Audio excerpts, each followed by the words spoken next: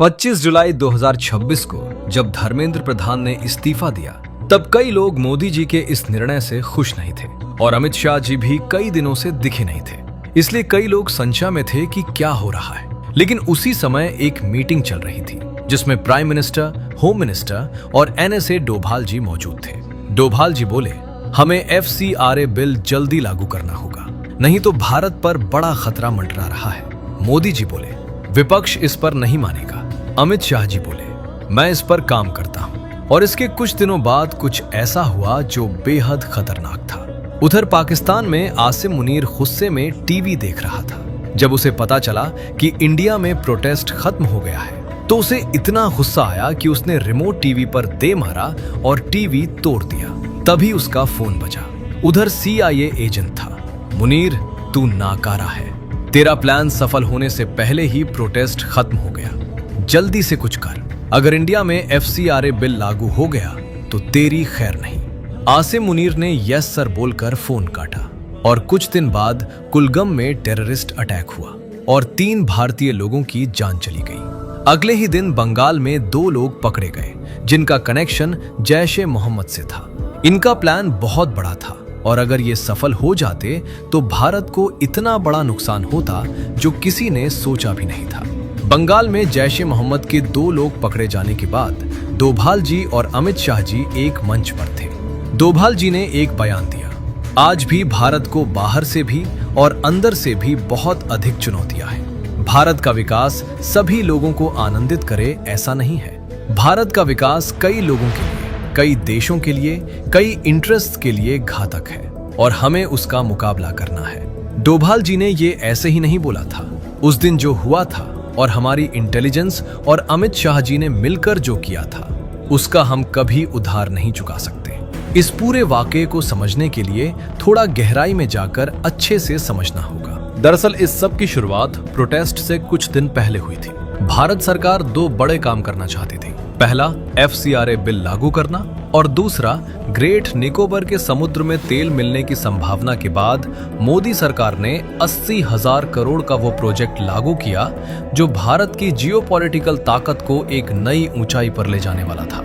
जब ये दोनों बातें सबके सामने आईं, तो ये खबर अमेरिका और पाकिस्तान तक पहुंची और यहीं से शुरू हुई एक बड़ी प्लानिंग। पाकिस्तान में आसिम मुनीर ने अपने आप को फील्ड मार्शल घोषित कर दिया था, जबकि भारत ने 2025 के युद्ध में पाकिस्तान को बुरी तरह तबाह किया था। लेकिन उसने पाकिस्तान में ऐसा PR गेम खेला कि उसने ये दिखा दिया कि उसने भारत को हरा दिया है और ये छवि उसकी पाकिस्तान में बन गई कि जिन्ना के बाद कोई आया है जो पाकिस्तान को आगे बढ़ाएगा। उसने अमेरिका को भी ये यकीन दिला दिया कि उसने लड़ाई जीत ली है और अमेरिका भी पाकिस्तान को इस्तेमाल करता रहता है क्योंकि वहां कोई स्टेबल सरकार तो है नहीं। सीधे आर्मी चीफ से बात करो और अपना काम निकलवा लो। इससे अमेरिका भारत और अफगानिस्तान पर नजर रख सकता है। इसी बीच अमेरिका, ईरान, इजराइल वॉर में पाकिस्तान ने अपने आप को ऐसे दिखाया कि वो लड़ाई रुकवाएगा और मध्यस्थता कराएगा। इसलिए आसिम मुनीर का कद पाकिस्तानियों की नजर में और बढ़ गया और इससे आसिम मुनीर को बहुत फायदा हुआ और पाकिस्तान की अंदर की खबर किसी को पता ही नहीं चली। लेकिन झूठ का गुब्बारा कितने दिन तक चलेगा? एक दिन ये झूठ का पुलिंदा फूटना ही था। अमेरिका ईरान की लड़ाई भी नहीं रुकी और ये भिखारी 10 बिलियन का कर्ज लेने अमेरिका के दरवाजे पर पहुंच गए। और इसी बीच POK में कश्मीरियों पर जुल्म, बलोचिस्तान में जुल्म, KPK में जुल्म, उनकी अपनी पॉलिटिक्स में गड़े हुए घड़े धीरे धीरे बाहर आने लगे। असल में जब पाकिस्तान के PM इमरान खान थे, तब अमेरिका उन पर अपना कंट्रोल रखना चाहता था, लेकिन इमरान खान ने मना कर दिया। तब इस आसिम मुनीर ने इमरान खान की सरकार गिरा दी, उसे जेल में डाल दिया और एक पपेट PM बना लिया, जो अमेरिका को भी पसंद था। लेकिन अब मुनीर का भांडा फूट गया था। जब आसिम मुनीर की पॉपुलैरिटी घटने लगी और उसका भांडा फूटने लगा, तब उसने वो किया जो पाकिस्तान के हर बौखलाए हुए सेनाधिकारी ने किया है, कश्मीर का राग अलापना शुरू कर दिया। लेकिन इस बार जो उसने पाक अधिकृत कश्मीर में किया, वो रूह कंपाने वाला था। पाकिस्तान हमेशा यह कहता आया है कि कश्मीर हमारी शहरग है। अगर कश्मीर अलग हो गया तो पाकिस्तान खत्म हो गया और कश्मीर के लोगों को यह बताया गया कि तुम इतने महत्वपूर्ण हो कि तुम्हारे लिए भारत और पाकिस्तान के बीच युद्ध हुए हैं और तुम्हारे लिए परमाणु युद्ध भी हो सकता है। लेकिन आज पाकिस्तान अपनी उसी शहरक के सीने पर गोलियां ठोंक रहा है। पाक अधिकृत कश्मीर में आसिम मुनीर ने सबसे पहला काम किया जो सबसे लोकप्रिय दल था वहां का, संयुक्त अवामी कार्रवाई समिति यानी JAC, उसे प्रतिबंधित कर दिया। यही पाकिस्तान की पुरानी कार्यप्रणाली है। सबसे लोकप्रिय दल को प्रतिबंधित करो, उसका चुनाव चिन्ह छीन लो और फिर कहो कि हमने लोकतंत्र दिया। यही इमरान खान के साथ हुआ, यही 1971 में शेख मुजीबुर रहमान के साथ हुआ। वही कार्य पद्धति हर बार। जब पाक अधिकृत कश्मीर की जनता सड़क पर उतरी तो आसिम मुनीर की सेना ने खुलेआम छाती पर गोलियां दागी। रेंजर्स मौजूद थे, सेना मौजूद थी और दर्जनों लोग मारे गए। जो लोग घायल हुए उन्हें सेना ने ट्रकों में भरकर ले गई, कहा कि उपचार करवाएंगे, लेकिन 3 दिन बीत गए, वो लोग कहीं नहीं पहुंचे। 3 दिन में तो अफगानिस्तान पहुंच जाते हैं, ये लोग गए कहां कोई नहीं जानता। ये वो पाकिस्तान है जो कहता था कि कश्मीर हमारी शहरग है और आज उसी शहरग के लोगों को ट्रकों में भरकर गायब कर रहा है। ये दुनिया का पहला ऐसा मामला है जहां कोई अपनी ही शहरग काट रहा है। उन्हीं दिनों भारत में प्रोटेस्ट भी चल रहे थे और जब आसिम मुनीर को पता लगा कि पाकिस्तान में उसकी इज्जत गिर रही है तो उसने एक बहुत खतरनाक प्लान बनाया। उसने सोचा कि प्रोटेस्ट के बीच भारत पर हमला किया जाए और जब भारत पर हमला होगा तो जैसा मोदी जी ने पहले ही बोल दिया था कि ऑपरेशन अभी खत्म नहीं हुआ है, तो भारत हमले का बदला लेने के लिए वापस पाकिस्तान पर अटैक करेगा। और जब पाकिस्तान पर अटैक होगा तो आसिम मुनीर पाकिस्तान में अपना PR गेम खेलेगा और एक बार फिर पाकिस्तानियों की नजर में खुद को रिवाइव कर लेगा। उसने ये बला प्लान चालू कर दिया। पहले उसने पाकिस्तान के सभी न्यूज चैनल्स को कहा कि भारत में चल रहे प्रोटेस्ट को कवर करो और दुनिया को दिखाओ कि भारत में क्या हो रहा है। और साथ में एक इंटरनेशनल न्यूज पोर्टल जो पाक अधिकृत कश्मीर में मुनीर की बर्बरता को दिखा रहा था, उसे बैन कर दिया। और आखिर में अपना प्लान लेकर CIA और चाइना के पास अलग अलग पहुंचा। अमेरिका और CIA पहले से भारत के FCRA बिल और ग्रेट निकोबार के तेल वाले प्रोजेक्ट को लेकर भड़के हुए थे, तो ये सब एक साथ हो गए भारत पर बड़ा हमला प्लान करने के लिए। लेकिन FCRA बिल क्या है, पहले हमें ये समझना होगा। FCRA पहली बार 1976 में आया था, यानी ये कोई नया कानून नहीं है बल्कि दशकों पुराना है और अलग अलग सरकारें इसमें बदलाव करती आई हैं। कांग्रेस ने भी किए, दूसरों ने भी। लेकिन जब भी BJP सरकार कोई सुधार लाती है तो अचानक एक पूरा इकोसिस्टम चिल्लाना शुरू कर देता है। ये सोचने वाली बात है। FCRA का काम बेहद सीधा है, ये देखना कि भारत में किसी NGO, ट्रस्ट या इंडिविजुअल के पास विदेश से पैसा आ रहा है तो वो कहां से आया, क्यों आया और कहां खर्च हुआ। सोचिए, अगर किसी के अकाउंट में अचानक 50 लाख रुपए आ जाएं, तो उसे CA के सामने जस्टिफाई करना पड़ता है। फिर विदेश से करोड़ों डॉलर आने पर सवाल पूछना गलत कैसे हो सकता है। सरकार पैसा आने से नहीं रोक रही, बल्कि देश में डॉलर आना अच्छी बात है, लेकिन वो डॉलर किस काम के लिए आ रहा है ये जानना सरकार का हक है। और यहीं से असली खेल शुरू होता है। भारत के किसी पहाड़ी इलाके में रेयर अर्थ मिलती है जो देश के लिए बेहद जरूरी है। दुनिया का 60% रेयर अर्थ चाइना में है और 90% चाइना प्रोसेस करता है। अगर भारत को अपना रेयर अर्थ मिले तो चाइना पर निर्भरता कम होगी। लेकिन जैसे ही भारत माइनिंग शुरू करने की कोशिश करे, कुछ NGOs वहां धरना देने पहुंच जाते हैं, पर्यावरण का मुद्दा उठाते हैं और प्रोजेक्ट रुकवाने की कोशिश करते हैं। और इन NGOs की फंडिंग कहां से आती है? विदेश से। ये कोइंसिडेंस नहीं है। गैलाथिया बे प्रोजेक्ट यानी ग्रेट निकोबार, भारत ने इस पर 80 से 90 हजार करोड़ इन्वेस्ट करने का फैसला किया, जिसमें इंटरनेशनल एयरपोर्ट, पोर्ट और एक पूरा शहर बनाने की योजना है। ग्रेट निकोबार इतनी स्ट्रेटेजिकली इंपॉर्टेंट जगह पर है कि वहां से मलैका स्ट्रेट दिखता है, जिस पर चाइना की पूरी नजर है। जैसे ही ये प्रोजेक्ट अनाउंस हुआ, चाइना ने ऑफिशियली कुछ नहीं बोला, लेकिन कुछ मीडिया आउटलेट्स और NGOs अचानक एक्टिव हो गए और पर्यावरण, आदिवासियों के अधिकार जैसे मुद्दे उठाकर प्रोजेक्ट रोकने की कोशिश होने लगी। ये इकोसिस्टम कहां से फंड होता है? FCRA के बिना ये जानना मुश्किल था। 2026 में मोदी सरकार ने FCRA में एक बड़ा बदलाव किया। अगर किसी एनजीओ का एफसीआरए रजिस्ट्रेशन एक्सपायर या कैंसिल हो जाए तो उसकी एसेट्स, जमीन, बिल्डिंग, एफडी जो विदेशी पैसे से खरीदी गई हों, उन पर अब गवर्नमेंट की नजर रहेगी। पहले ये गैप था, एफसीआरए कैंसिल होने के बाद भी एसेट्स वही रहती थी। अब नहीं। अगर आपने सच में गरीबों की मदद की, स्कूल्स बनाए, हॉस्पिटल्स बनाए, तो एफसीआरए से आपको क्या डर। लेकिन अगर आपने विदेशी पैसे से भारत के प्रोजेक्ट्स रुकवाए, देश में अस्थिरता फैलाई, पॉलिटिकल पार्टीज को फंड किया, तो जाहिर है आप डरेंगे। डोभाल जी ने जब कहा था कि भारत को बाहर से और अंदर से दोनों तरफ चुनौतियां हैं, तो वो इसी की बात कर रहे थे। एफसीआरए वो हथियार है जो भारत को उन अदृश्य दुश्मनों से बचाता है जो न बंदूक उठाते हैं, न बॉम्ब फोड़ते हैं, बल्कि विदेशी पैसे से भारत के विकास को अंदर से खोखला करते हैं। और इसीलिए एफसीआरए का लागू होना उतना ही जरूरी था जितना किसी भी सीमा पर तैनात जवान। अब जब आपने एफसीआरए बिल जान लिया है तो कहानी अच्छे से समझ आएगी। उधर भारत में प्रोटेस्ट जमकर चल रहा था। मोदी जी को ऐसी ऐसी गालियां दी जा रही थी जो हम यहाँ बता भी नहीं सकते, और यही आसिम मुनीर चाहता था। लेकिन इन सब के बीच होम मिनिस्टर जी गायब थे। वो अपने ऑफिस में बैठे 24 के 24 घंटे मौजूद थे और उनका पूरा फोकस था ये जानना कि बाहर की कंपनीज एनजीओज के जरिए कितना फंड भेजती हैं, उन पैसों का क्या होता है और एफसीआरए बिल कैसे लागू हो।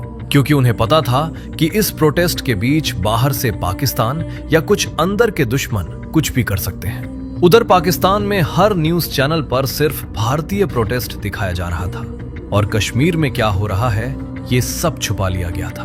पूरा पाकिस्तान खुश था कि अब ये प्रोटेस्ट नेपाल और बांग्लादेश जैसा हो जाएगा और मोदी सरकार गिर जाएगी। पूरा पाकिस्तान इसी में मगन था और आसिम मुनीर ने सीआईए एजेंट को फोन किया। भारत में अटैक का क्या प्लान है? सीआईए एजेंट बोला, भारत में अभी प्रोटेस्ट जबरदस्त चल रहा है, अपने लोग उस प्रोटेस्ट में भेजो जिससे वो वहां जाकर मोदी जी को गंदी गालियां दे, माहौल बिगाड़ें और ये प्रोटेस्ट बहुत बड़ा हो जाए। मैं तुम्हें एक नंबर देता हूं, इस पर कॉल करो, ये तुम्हारी मदद करेगा। आसिम मुनीर ने यस सर बोलकर फोन काट दिया। उसने अगला नंबर चाइनीज एजेंट को लगाया। चाइनीज एजेंट बोला, भारत अंडमान निकोबार में तेल वाला प्रोजेक्ट लागू करने वाला है और वो अंडमान निकोबार पर अपना एक सैन्य कैंप भी बना रहा है। अगर उसने वो सैन्य कैंप बना लिया तो चाइना कभी भारत को दबा नहीं पाएगा, इसलिए कुछ भी करो और ये प्रोजेक्ट ना बनने पाए। हालांकि आसिम मुनीर ने ये बात छुपा ली थी कि वो सीआईए एजेंट और चाइनीज एजेंट दोनों से बात कर रहा है और दोनों को एक दूसरे के बारे में नहीं बताया था। ये बात याद रखना, आगे पता चलेगा कि पाकिस्तान के इस दोगलेपन का खुलासा कैसे होता है। आसिम मुनीर ने फोन काटकर सीआईए एजेंट ने जो नंबर दिया था उस पर कॉल किया। ये कॉल यूपी के किसी एक गांव में लगी। नाम था रहमान अहमद। दरअसल ये रहमान अहमद अतीक अहमद की मौत के बाद जो भी आईएसआई और बाहरी देशों के आतंकी प्लान होते थे वो यही देखता था। आसिम मुनीर ने उससे थोड़ी देर बात की और फिर बोला, तू अपने कुछ 20 से 30 साल के लड़के प्रोटेस्ट में भेज जो मोदी को गालियां दे और ये प्रोटेस्ट इतना बढ़ाओ कि मोदी सरकार ही गिर जाए। रहमान अहमद ने जी जनाब बोला और अपने काम पर लग गया। और आसिम मुनीर ने आईएसआई से मिलकर एक दूसरा प्लान भी बनाया कि जब तक ये प्रोटेस्ट होगा सबकी नजर दिल्ली पर होगी और उसी वक्त एक और बड़ा हमला होगा जैसे पहलगाम में हुआ था, और उसके बाद भारत हमला करेगा और आसिम मुनीर फिर से पाकिस्तान में पॉपुलर हो जाएगा। दरअसल आसिम मुनीर का एक और बड़ा प्लान था, पाकिस्तान में हमेशा हमेशा के लिए खुद को आर्मी चीफ बनाए रखना। ये हम थोड़ी देर में देखते हैं। इधर इंडिया में अमित शाह जी रात को एक एनजीओ की फाइल्स बड़े ध्यान से पढ़ रहे थे। तभी अचानक डोभाल जी अंदर आए और बोले, शाह जी कुछ गड़बड़ है, इस प्रोटेस्ट में कुछ अजीब हो रहा है, हमें इस पर भी ध्यान से देखना होगा। अमित शाह जी बोले, अच्छा सब बात अच्छे से बताओ। डोभाल जी बैठे और एक गहरी सांस लेकर बोलना शुरू किया।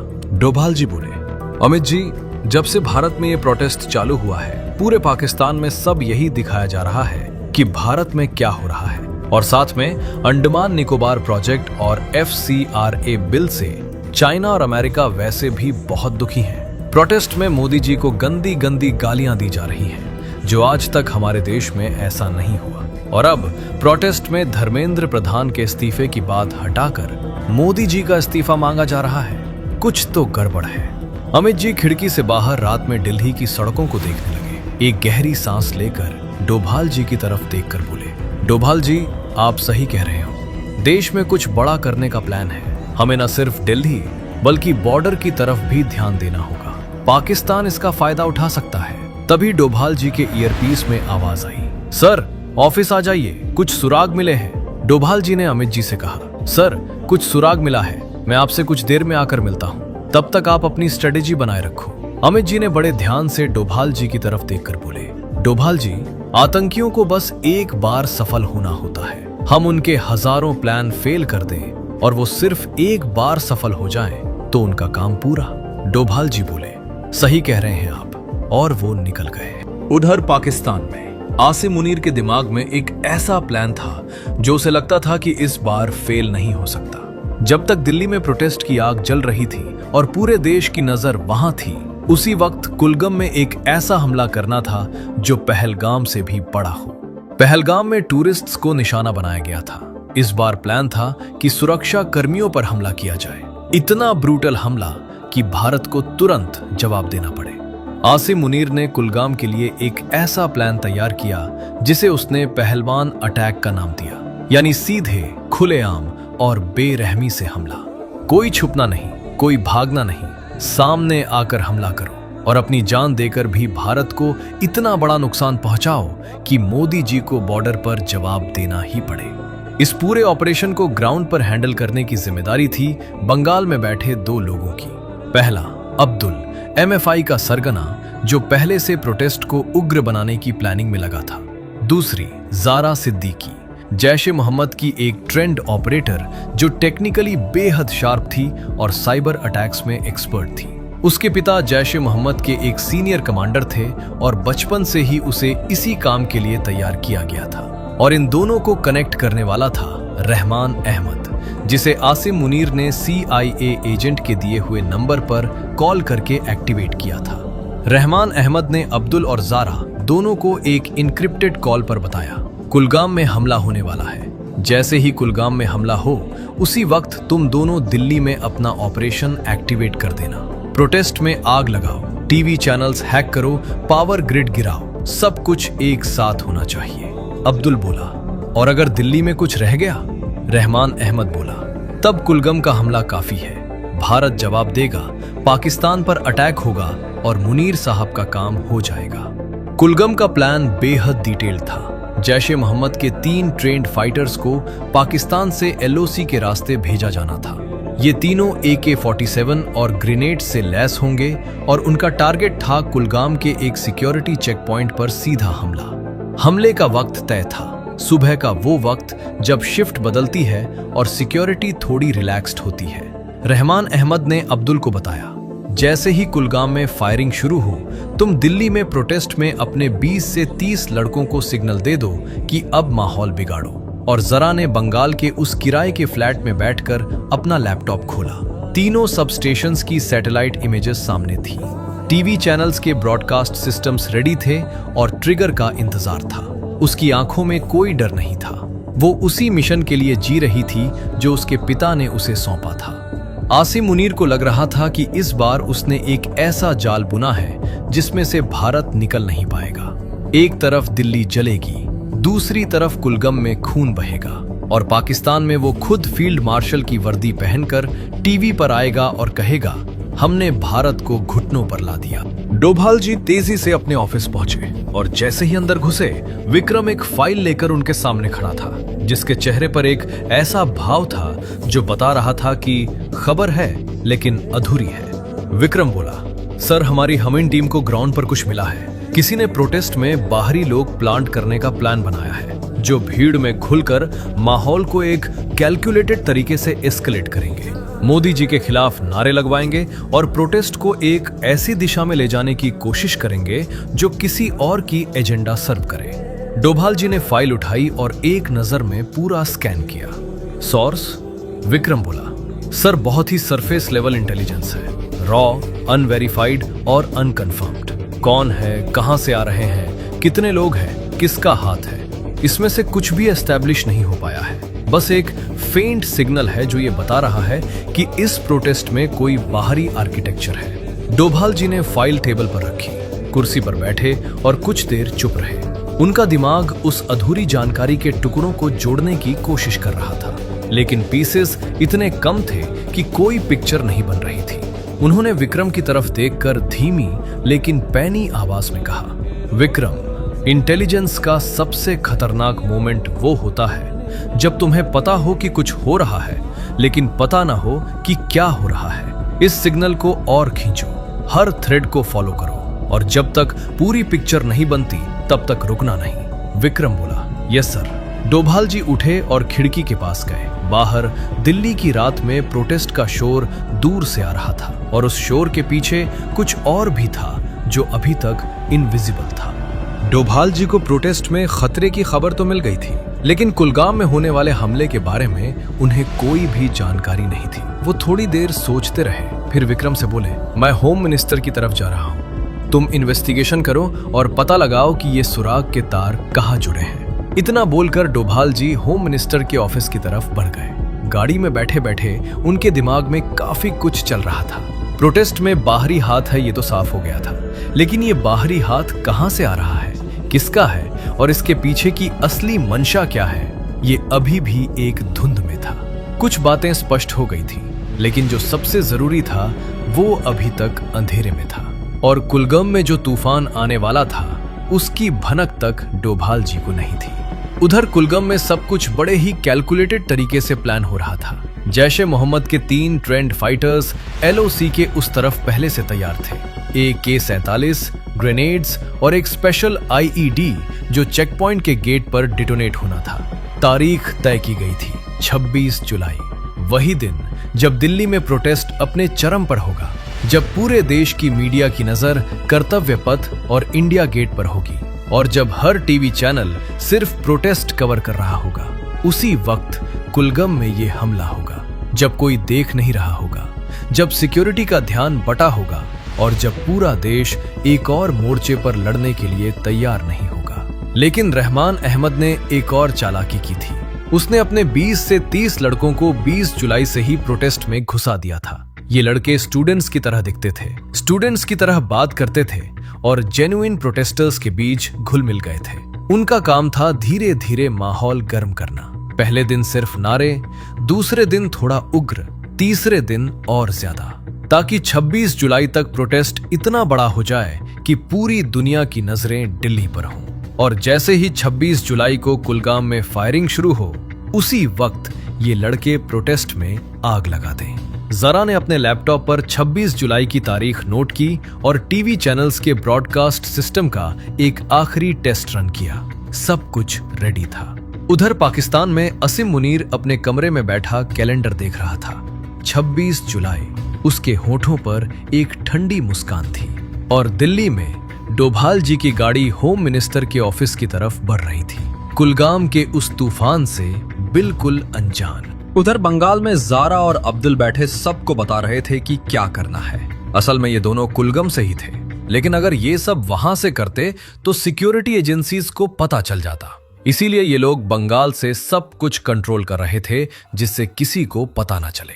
इधर डोभाल जी होम मिनिस्टर के ऑफिस पहुंच गए। ऑफिस पहुंचते ही उन्होंने अमित शाह जी से बोला, अमित जी, प्रोटेस्ट में कुछ लोग घुस गए हैं जो स्टूडेंट नहीं है, हमें जल्दी से जल्दी कुछ करना होगा। अगर ये प्रोटेस्ट बड़ा हो गया तो कंट्रोल करना मुश्किल होगा। अमित जी बोले, आपको क्या लगता है, क्या करना चाहिए? डोभाल जी बोले, हमें बहुत ही स्ट्रेटेजिकली काम करना होगा। पहले हमें ये प्रोटेस्ट खत्म करना होगा और इसके लिए धर्मेंद्र प्रधान को इस्तीफा देना होगा। इस्तीफा होते ही प्रोटेस्ट खत्म हो जाएगा और पाकिस्तान का पूरा प्लान फेल हो जाएगा। फिर बोले, और पाकिस्तान अमेरिका के साथ मिलकर बहुत उछलता रहता है। मेरे पास एक ऐसा प्लान है कि अमेरिका खड़े खड़े पाकिस्तान को लात मारेगा और पाकिस्तान अकेला हो जाएगा। आप बस धर्मेंद्र प्रधान का इस्तीफा दिलवा दो और एक काम और करो, मोदी जी को बोलो कि वो इंस्टाग्राम पर युवाओं से सीधे बात करें, इससे थोड़ा माहौल ठंडा होगा। उसके बाद इस्तीफा दिलवा दो और मैं अभी जाता हूं और पता करता हूं कि इसमें बाहरी लोगों को किसने भेजा। डोभाल जी ये बोलकर अपने ऑफिस निकल आए। लेकिन अभी भी कुलगाम अटैक का कोई पता नहीं था। उस दिन तारीख थी 23 जुलाई और 26 जुलाई को हमला होना था। सिर्फ 3 दिन बचे थे। डोभाल जी ऑफिस पहुंचते ही सीधे काम पर लग गए। विक्रम को बुलाया और बोले, जो भी सुराग मिला है उसे और गहराई से खींचो। प्रोटेस्ट में जो बाहरी लोग घुसे हैं उनका सोर्स कहाँ है ये पता करो। विक्रम तुरंत काम पर लग गया। 23 और 24 जुलाई डोभाल जी की टीम रात दिन काम कर रही थी। साइगेंट, ह्यूमिंट, साइबर सर्विलेंस, हर टूल यूज हो रहा था। लेकिन हर बार एक दरवाजा खुलता तो दूसरा बंद मिलता। लेकिन धीरे धीरे कुछ धागे खिंचने लगे। रॉ की टीम ने प्रोटेस्ट में घुसे कुछ लड़कों को आइडेंटिफाई किया। उनके फोन्स ट्रेस किए गए और उन फोन्स की कॉल हिस्ट्री में एक नंबर बार बार आ रहा था जो यूपी से ऑपरेट हो रहा था। विक्रम ने डोभाल जी को बताया, सर ये नंबर यूपी के एक छोटे से कस्बे से है, हम इसे और ट्रेस कर रहे हैं। डोभाल जी बोले, जल्दी करो। अगले कुछ घंटों में रॉ की टीम ने उस नंबर के इर्द गिर्द एक पूरा वेब खींचा और जब उस नंबर के ओनर का नाम सामने आया तो विक्रम एक पल के लिए रुक गया। उसने डोभाल जी को फाइल दिखाई। सर, रहमान अहमद। डोभाल जी ने वो नाम पढ़ा। अतीक अहमद की मौत के बाद का सबसे बड़ा आईएसआई का ग्राउंड एसेट। कहाँ है अभी? सर, यूपी में ही है, लोकेशन ट्रैक हो रही है। डोभाल जी ने तुरंत कुल्फा को कॉल किया। रहमान अहमद को अभी पकड़ो, लेकिन क्वाइटली, कोई शोर नहीं। 25 जुलाई की सुबह धर्मेंद्र प्रधान ने इस्तीफा दे दिया। जैसे ही ये खबर आई, प्रोटेस्ट में एक अजीब सी शांति छा गई। जो लोग सबसे ज्यादा चिल्ला रहे थे वो अचानक कंफ्यूज्ड हो गए क्योंकि उनकी डिमांड पूरी हो गई थी और अब आगे का स्क्रिप्ट उनके पास नहीं था। उसी वक्त रहमान अहमद यूपी के उस कस्बे में एक चाय की दुकान के पास खड़ा था जब पीछे से कुल्फा और उसकी टीम ने उसे दबोच लिया। रहमान अहमद को कुछ समझ आता। इससे पहले वो एक गाड़ी में था। रहमान अहमद को जब डोभाल जी के सामने लाया गया तो डोभाल जी ने सिर्फ एक सवाल पूछा, आगे का क्या प्लान है? रहमान अहमद चुप रहा। डोभाल जी ने विक्रम की तरफ देखा। विक्रम ने रहमान अहमद के सामने उसके फोन की कॉल हिस्ट्री रख दी। रहमान अहमद का चेहरा पल भर में पीला पड़ गया। वो बोला, 26 को कहीं हमला होने वाला है, लेकिन मुझे सिर्फ इतना ही पता है, कहां होगा ये मुझे नहीं बताया गया। डोभाल जी की आंखें तेज हो गईं। 26 जुलाई को हमला होना था, लेकिन कहां ये अभी भी पता नहीं था और सिर्फ एक दिन बचा था। इधर पाकिस्तान में जब पता चला कि प्रोटेस्ट खत्म हो गया तो आसिम मुनीर को समझ नहीं आया कि क्या करे। उसका एक प्लान पूरी तरह फेल हो गया था और उसे ये भी पता चल गया था कि रहमान अहमद भी पकड़ा गया। तभी CIA एजेंट का फोन आया। मुनीर, तू नाकारा है, तुझसे एक काम नहीं होता, तेरी सारी फंडिंग रोक दी जाएगी। मुनीर बोला, सर मुझे पता नहीं था कि धर्मेंद्र प्रधान इस्तीफा दे देंगे और प्रोटेस्ट इतनी जल्दी खत्म हो जाएगा, लेकिन मेरे पास अभी एक और प्लान है और वो पूरा रेडी है। CIA एजेंट ने पूछा, क्या प्लान है? मुनीर बोला, सर आप भरोसा रखो। CIA एजेंट बोला, चलो एक बार और भरोसा करके देखता हूं। मुनीर ने फोन काटा। तभी चाइनीज एजेंट का भी फोन आया और उसने भी मुनीर को खूब डांटा। मुनीर बहुत गुस्से में था और उसे समझ नहीं आ रहा था कि क्या करे। उसने सीधे अब्दुल और जारा को फोन करके पूछा, कल कुलगाम में अटैक हो जाएगा? अब्दुल बोला, सर इंडियन इंटेलिजेंस को कुछ शक हो गया है, सिक्योरिटी बहुत टाइट है, अभी कुछ नहीं कर सकते। उसने अब्दुल से बोला, फिर कब करोगे अटैक? अब्दुल बोला, जनाब 1 तारीख को रखते हैं, इसमें 50 से ज्यादा भारत के ऑफिसर्स निशाने पर हैं, लेकिन थोड़ा सब्र रखना होगा। मुनीर गुस्से में बोला, अब्दुल इस बार ये फेल नहीं होना चाहिए, नहीं तो तेरी खैर नहीं, और फोन काट दिया। डोभाल जी की टीम लगातार काम कर रही थी, लेकिन एक बड़ी प्रॉब्लम थी। जारा और अब्दुल का कम्युनिकेशन सिस्टम इतना सोफिस्टिकेटेड था कि हर 6 घंटे पर ऑटोमेटिकली वाइप हो जाता था। हर कॉल एक अलग इनक्रिप्टेड सर्वर से राउट होती थी और लोकेशन ट्रेस करना लगभग नामुमकिन था। रॉ की साइबर टीम ने 3 अलग अलग एंगल से इस नेटवर्क को क्रैक करने की कोशिश की। हर बार एक दीवार सामने आ जाती। 26 जुलाई आई और गई, हमला नहीं हुआ, लेकिन डोभाल जी को जरा भी राहत नहीं थी, क्योंकि उन्हें पता था कि जब एक प्लान फेल होता है तो दुश्मन नया प्लान बनाता है और नया प्लान पुराने से ज्यादा खतरनाक होता है। 29 जुलाई की रात कुछ हुआ। जारा ने एक गलती की। उसने अपने रेगुलर एन्क्रिप्टेड चैनल की जगह एक बैकअप चैनल यूज किया। शायद प्राइमरी चैनल में कुछ टेक्निकल इशू था। और उस बैकअप चैनल पर रॉ की सिगिन टीम की पकड़ थी। एक पार्शल मैसेज कैप्चर हुआ, 1 अगस्त कुलगम 50+ टारगेट्स।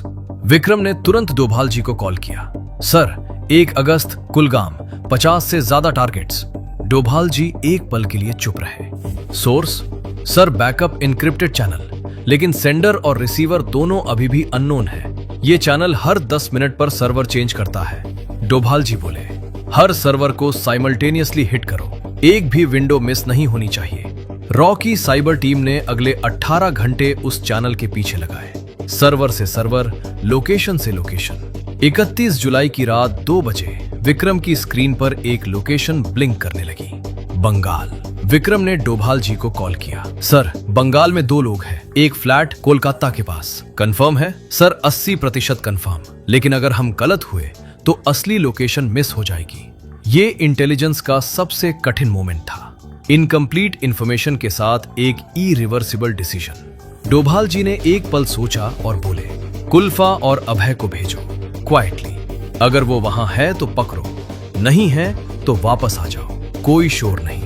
1 अगस्त सुबह के 4 बजे कुल्फा और अभय की टीम उस फ्लैट के बाहर थी। बिल्डिंग के तीनों एग्जिट्स कवर थे, लेकिन उसी वक्त कुलगम में जैश ए मोहम्मद के 3 हाईली ट्रेन्ड फिदायन LOC पार कर चुके थे। ये वो फाइटर्स थे जिन्हें स्पेसिफिकली इस मिशन के लिए 6 महीने ट्रेन किया गया था और जिनके पास AK-47, under Barail grenade launchers और सुसाइड वेस्ट्स थे। टारगेट था कुलगम का एक CRPF चेक पॉइंट, जहां उस सुबह एक बड़ी सिक्योरिटी ब्रीफिंग होने वाली थी, जिसमें 50 से ज्यादा सीनियर ऑफिसर्स मौजूद होते। अगर ये हमला सफल हो जाता तो एक साथ इतने सीनियर ऑफिसर्स का जाना भारत की सिक्योरिटी ऑपरेट्स को अंदर से हिला देता। सुबह के 5 बजे कुलगम चेक पोस्ट पर शिफ्ट चेंज हो रही थी। यही वो 90 सेकेंड विंडो थी जिसे आसिम मुनीर के प्लानर्स ने आइडेंटिफाई किया था, और उसी पल तीनों फाइटर्स ने एक साथ फायरिंग शुरू कर दी। 5:02 बजे डोभाल जी के ईयरपीस में आवाज आई, सर, कुलगाम में अटैक। डोभाल जी की आंखें एक पल के लिए बंद हुई, फिर बोले, कुल्फा, फ्लैट पर जाओ अभी। उसी वक्त बंगाल के उस फ्लैट में जारा अपने लैपटॉप पर टीवी चैनल्स का हैक ट्रिगर करने की तैयारी में थी। उसकी उंगलियां कीबोर्ड पर थी और अब्दुल अपने फोन पर आसिम मुनीर को सक्सेस का मैसेज टाइप कर रहा था। 1 सेकेंड, बस 1 सेकेंड और। तभी दरवाजा एक जोरदार धक्के से खुला और फ्लैट की सारी लाइट्स एक साथ बुझ गई। कुल्फा की टीम ने अंदर घुसने से पहले बिल्डिंग की इलेक्ट्रिसिटी कट कर दी थी।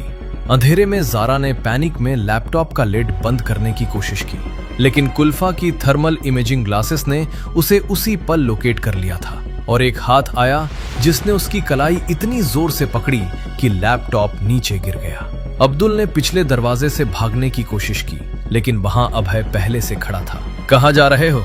दोनों पकड़े गए, लेकिन कुलगम में जो हो चुका था वो नहीं रोका जा सका। जैश के तीनों फाइटर्स और CRPF की क्विक रिएक्शन टीम के बीच एक भीषण मुठभेड़ हुई। तीनों फाइटर्स मारे गए, लेकिन इससे पहले 2 प्रवासी मजदूरों की मौत हो गई। 50 सीनियर ऑफिसर्स बच गए थे। बड़ा हमला रोक लिया गया था। डोभाल जी को जब ये खबर मिली तो वो कुछ देर खिड़की के बाहर देखते रहे। विक्रम ने धीमी आवाज में कहा, सर, बड़ा हमला रोक लिया। डोभाल जी बोले, हाँ। एक लंबी चुप्पी, फिर बोले, उनके परिवारों का पूरा ख्याल रखा जाए। कमरे में एक ऐसा सन्नाटा था जो शब्दों से भारी था। कुछ जीतें ऐसी होती हैं जो जीतकर भी दिल में एक दर्द छोड़ जाती हैं जो कभी नहीं जाता। लेकिन डोभाल जी का गुस्सा अभी शांत नहीं हुआ था। उन्हें पाकिस्तान को भी सबक सिखाना था। वो उसी दिन होम मिनिस्टर के ऑफिस की तरफ निकल गए। उनके पास एक ऐसी जानकारी थी जिससे वो पाकिस्तान को एक ऐसी चोट दे सकते थे जो बंदूक से नहीं बल्कि दिमाग से लगाई जाती है। होम मिनिस्टर के ऑफिस पहुंचे तो अमित शाह जी ने डोभाल जी को देखते ही कहा, शाबाश डोभाल जी, आप वाकई काबिले तारीफ है। आपका कर्ज भारत कभी नहीं चुका पाएगा। लेकिन डोभाल जी के चेहरे पर एक अजीब सा गुस्सा था। अमित जी बोले, क्या हुआ? तारीफ पसंद नहीं आई? डोभाल जी बोले, नहीं अमित जी, ये तो मेरा फर्ज है, लेकिन पाकिस्तान अभी बहुत उछलता रहता है कि अमेरिका मेरे साथ है। मेरे पास एक ऐसी खबर है कि अगर हम उसे अमेरिका तक पहुंचा दें तो अमेरिका पाकिस्तान को जरूर लात मारेगा और पहले की तरह पाकिस्तान अलग थलग हो जाएगा। अमित जी बोले, हाँ बताइए। डोभाल जी बोले, जब से ईरान अमेरिका का युद्ध हो रहा है तो पाकिस्तान अपने आप को बड़ा अमेरिका प्रेमी दिखा रहा है। लड़ाई खत्म करो, दोस्ती करो, ये दिखा रहा है, लेकिन ये पीछे से अमेरिका को पीठ में छुरा घोंप रहा है।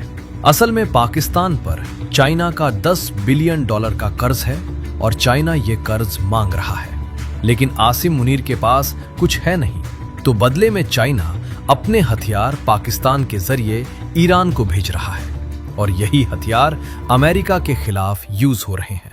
अगर हम ये बात अमेरिका तक पहुंचा दें तो आसिम मुनीर को जरूर लात पड़ेगी। अमित जी की आंखों में एक चमक आई, ये करो, और ऐसा ही हुआ। भारत ने यह खबर ट्रंप तक पहुंचा दी। ट्रंप ने भी वैसा ही किया। उसने पाकिस्तान को कर्ज देने से मना कर दिया। यूएई, कतर और सऊदी अरब से ईरान से बात करने को कहा और इस पूरे डिप्लोमेटिक प्रोसेस में पाकिस्तान का कोई जिक्र ही नहीं था। जब ये बात आसिम मुनीर को पता चली तो वो मुंह दिखाने लायक नहीं रहा। CIA से फंडिंग रुकी, अमेरिका ने मुंह फेर लिया और सऊदी अरब ने भी आंखें चुरा ली और वापस से POK में दंगे, बलूचिस्तान के हाल और पाकिस्तान किस तरह जल रहा है, ये खबरें वापस आने लगी। आसिम मुनीर के सारे PR गेम्स एक एक करके ध्वस्त हो गए। जय हिंद।